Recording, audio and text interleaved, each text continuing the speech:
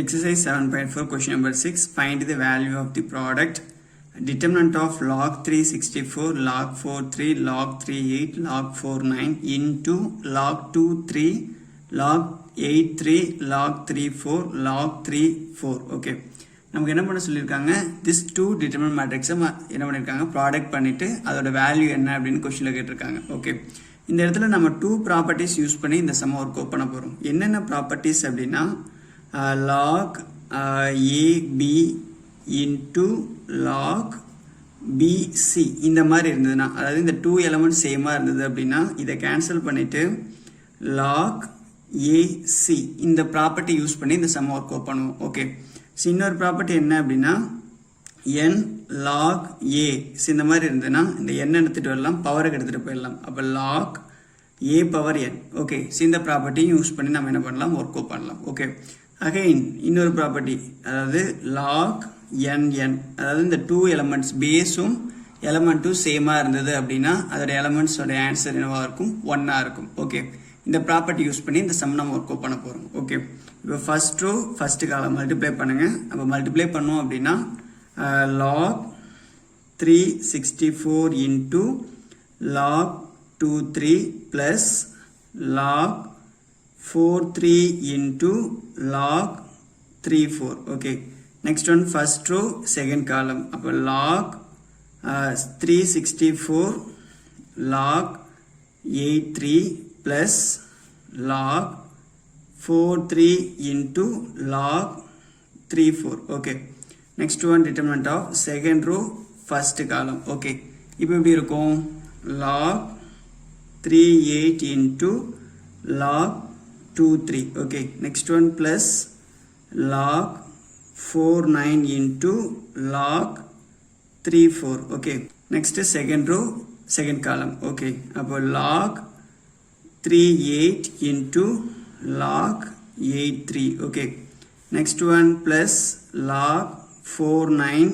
into log 34. Okay, so next பாருங்க, இங்கே என்ன இருக்குது, லாக் பேஸ் 3 இருக்குது, இங்கே நம்பர் 3 இருக்குது. அப்போ இந்த 3 கேன்சல் பண்ணிட்டீங்க அப்படின்னா லாக் பேஸில் 2 இருக்குது, 64 இருக்குது. ஓகே, நெக்ஸ்ட் ஒன் ப்ளஸ் இங்கே லாக் 3 கேன்சல் பண்ணிட்டீங்க அப்படின்னா லாக் 4 இருக்கும். Okay, base 4 number 4. ஓகே, இப்போ இங்கே பாருங்கள் 3 கேன்சல் பண்ணிடலாம். அப்போ எப்படி இருக்கும், லாக் பேஸில் 8 இருக்குது, 64 இருக்குது. ஓகே, நெக்ஸ்ட் ஒன் ப்ளஸ் இங்கே என்ன இருக்குது, 3 கேன்சல் பண்ணிட்டீங்க அப்படின்னா லாக் 4 மட்டும் நமக்கு எக்ஸிஸ்ட் ஆகும். ஸோ இங்கே பாருங்கள் 3 கேன்சல் பண்ணிடலாம். அப்போ லாக் பேஸில் 2 8 இருக்கும். Okay, next one plus 4 cancel பண்ணிட்டீங்க அப்படின்னா லாக் பேஸில் 3 இருக்கும், 9. ஓகே, ஸோ இங்கே என்ன பண்ணலாம் பாருங்கள், 8 கேன்சல் பண்ணுங்கள். அப்போ லாக்